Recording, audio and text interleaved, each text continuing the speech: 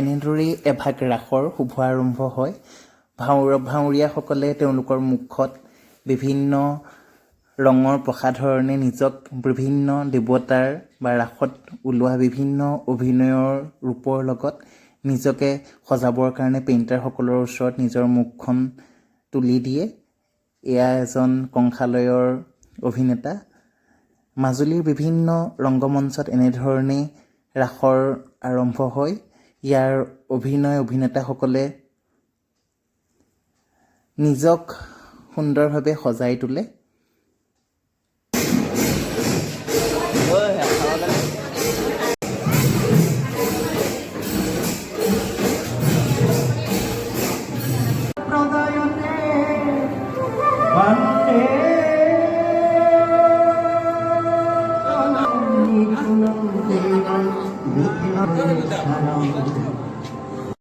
এখন গাঁৱৰ বিভিন্ন জ্যেষ্ঠজনে তেওঁলোকৰ দিহা পৰামৰ্শৰে তেওঁলোকৰ গাঁৱৰ নিৰ্দিষ্ট মঞ্চভাগ সাজু কৰি তোলে ৰাসৰ বাবে। এনেদৰে মই আপোনালোকক এয়া দেখাবলৈ লৈছোঁ মূল ৰংগমঞ্চৰ ষ্টেজত, য'ত ভাৱৰীয়াসকলে তেওঁলোকৰ ৰাসৰ নাটকভাগ দাঙি ধৰে।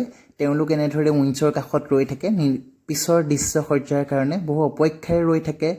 এয়া ভাৱৰীয়াসকলৰ সহায় সহযোগিতা আগবঢ়াবৰ কাৰণে সেই অঞ্চলৰ বিভিন্ন দায়িত্বত থকা ব্যক্তিসকল, কোনোবা যদি শব্দ, কোনোবা পোহৰত, কোনোবা অভিনয়ৰ দিহা পৰামৰ্শ দিবৰ কাৰণে মঞ্চৰ কাষত এনেদৰে থিয় হৈ থাকে আৰু সেই সময়ত সেই অনুষ্ঠানভাগত বিভিন্ন ধৰণৰ কাৰ্য পৰিক্ৰমাৰে সেই অনুষ্ঠানভাগ আৰম্ভ কৰে। এয়া পোহৰ সজ্জাৰে সজ্জিত কৰি তুলিছে এভাগ ৰংগমঞ্চ, মাজুলী মিলন কৃষ্টি মন্দিৰ। বৰ শ্ৰদ্ধাৰ এভাগ অনুষ্ঠান। এনেধৰণে ৰাসক্ৰিয়া তেওঁলোকে আৰম্ভ কৰে। সেই নিৰ্দিষ্ট ৰংগমঞ্চভাগ আজিৰ এই পৰ্যায়ত উপনীত হ'বলৈ ত্যাগ কৰা ব্যক্তিসকলক তেওঁলোকে শ্ৰদ্ধাৰে সোঁৱৰণ কৰে আৰু এয়া পোহৰ সজ্জাৰ কাৰণে সজ্জিত এচাম যুৱক, তেওঁলোকে ষ্টেজত এনেধৰণে পোহৰাই তুলিছে। তাৰ সমানুপাতিকভাৱে সেই ষ্টেজৰ কাষতেই ৰৈ থাকে বিভিন্নজন এয়া আঁৰ কাপোৰ তুলি দিয়া ব্যক্তি, এয়া অভিনয় শিকোৱা আমাৰ ডাইৰেক্টৰসকল আৰম্ভ কৰি সকলোবিলাক ইয়াত ৰৈ থাকে নিৰ্দিষ্ট দৃশ্যৰ বাবে। ৰংগমঞ্চৰ ৰাসৰ সমান্তৰালভাৱে সেই ভাৱৰীয়া, তাৰ কলা কৌশলী কৰ্মৰত সকলো ব্যক্তিৰ কাৰণে নিশাৰ আহাৰ যোগাৰ কৰিবৰ কাৰণে এখন গাঁৱৰ সেই মানুহখিনিয়ে হাতে কামে লাগি পৰে। কোনোবাই যদি পাচলি কাটিছে, কোনোবাই ভাত ৰান্ধিব, বিভিন্ন কামত সকলো ব্যস্ত হৈ থাকে। এই বছৰেকৰ মূৰত পালন কৰা মাজুলীৰ এই ৰাস মহোৎসৱ ভাগত সকলোৰে সহায় সহযোগিতা অপৰিসীম।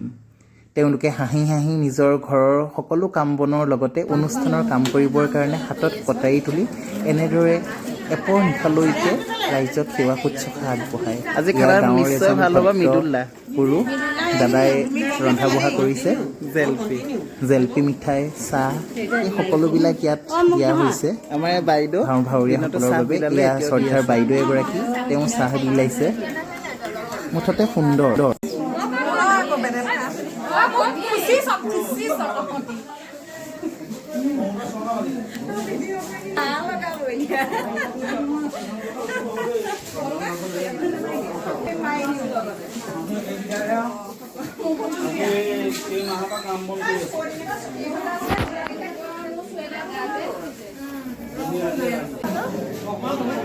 এনে লেডিজ কেইজনী হ'ল 4জনী, কৃষ্ণ 2টা, এই 3 নম্বৰ।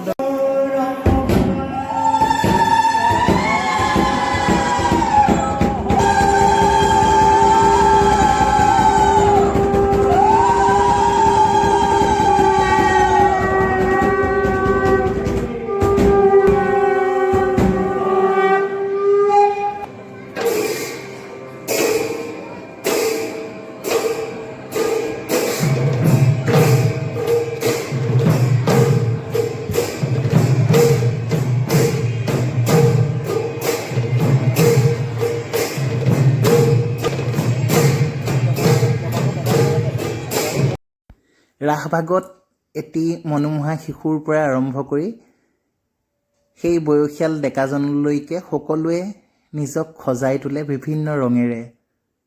শিশুসকলৰ মাতৃসকলো তেনেধৰণে আহি ৰৈ থাকেহি শিশুটিক ৰং বিৰঙেৰে যেতিয়া পেইণ্টাৰসকলে আঁকি তোলে তেওঁলোকৰ কাষত ৰৈ থাকে। আৰু নিশ্চয় এয়া ভগৱানৰে দান, ৰং তুলিকাৰে কিদৰে এজন এজন মানুহক ভগৱানৰ আকৃতি প্ৰদান কৰে।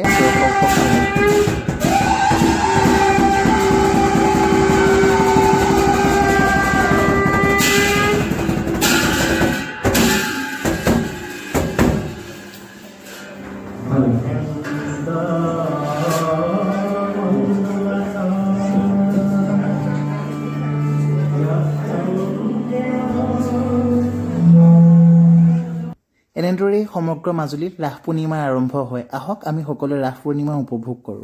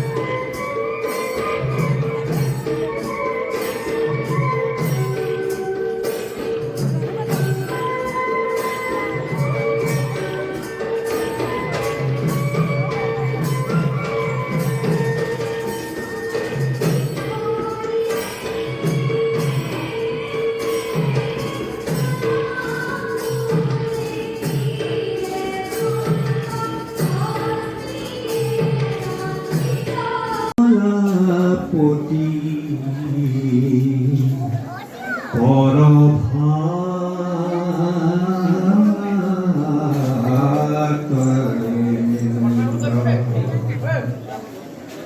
तेरे छंद मुख पेखो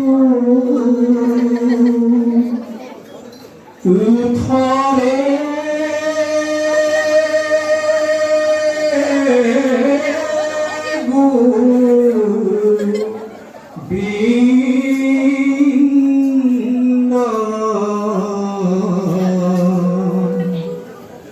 तेजरे कमलापति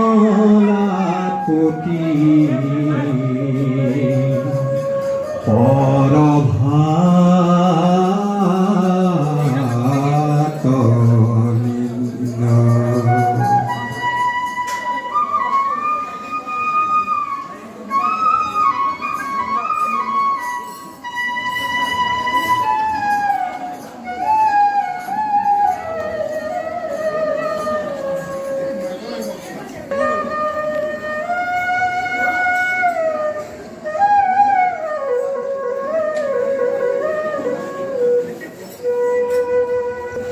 শতপত্ৰ বিকশিত